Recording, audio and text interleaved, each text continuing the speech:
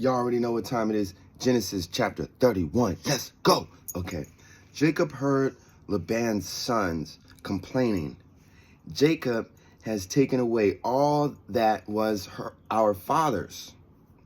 He has acquired all his wealth from what belonged to our father. And Jacob noticed that Laban looked at him less favorably. Then the Lord said to Jacob, "Return to the land of your fathers. I will be with you." So Jacob called Rachel and Leah to the field and said to them, "Your father is not friendly towards me as before, but God has been with me. You know that I have served your father with all my might, but your father has deceived me, but God did not allow him to hurt me. If he said, 'The speckled shall be your wages,' then all the flock bore speckled. And if he said, 'The streak shall be your hire,' then all the flock bore streaked. Thus God has taken away the flocks of your father and given them to me. And I had a dream. I looked up, and I saw that the rams which mated with the she-goats were streaked, speckled, and spotted. And the angel of God said to me, 'See, all the rams which mate with the flocks are streaked, speckled, and spotted, for I have seen all that Laban does to you. Now arise, get from this land and return to your native land.' And Rachel and Leah answered him, 'Is there any inheritance for us in our father's house? For he sold us and has also quite devoured the price you paid for us. For all the riches which God has taken from our father are ours and our children's. Now then, whatever God has said to you, do it.' Then Jacob rose up and set his sons and wives upon the camel, and he drove away all his gain which he had gotten, to go to Isaac his father in the land of Canaan.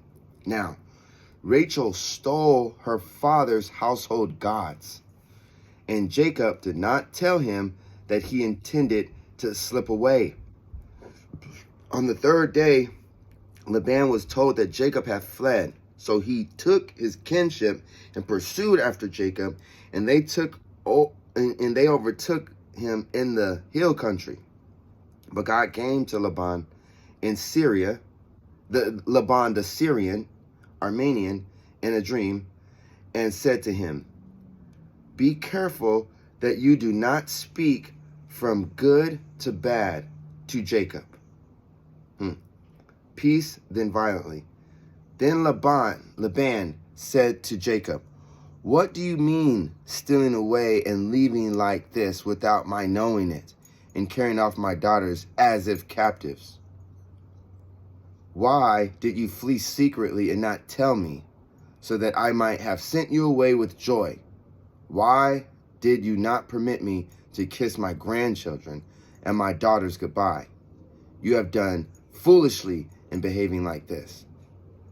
It is in my power to do you harm, but the God of your father spoke to me.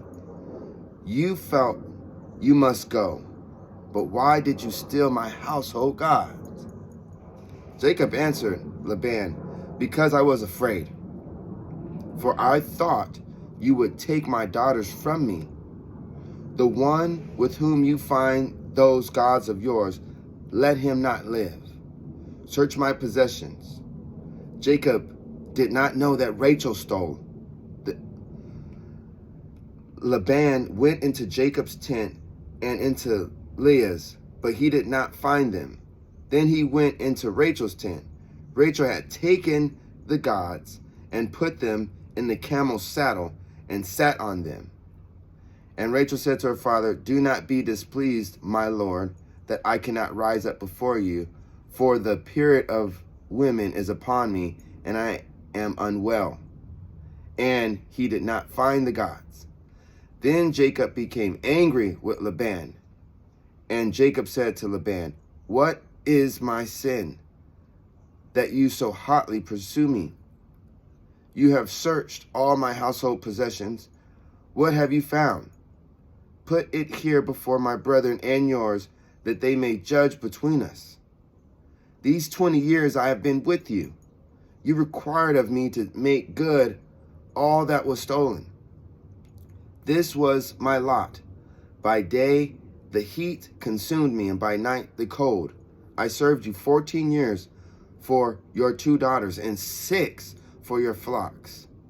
And have changed my wage, and you have changed my wages 10 times.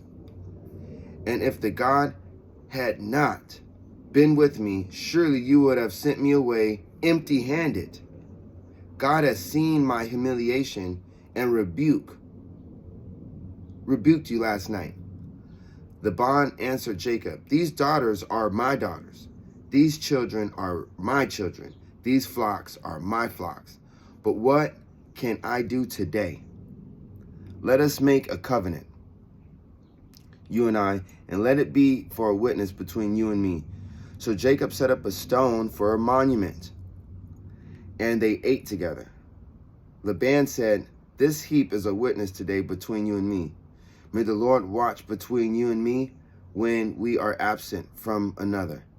If you should afflict, humiliate, or divorce my daughters, or if you should take other wives beside my daughters, although no man is with us to witness, remember, God is witness between you and me.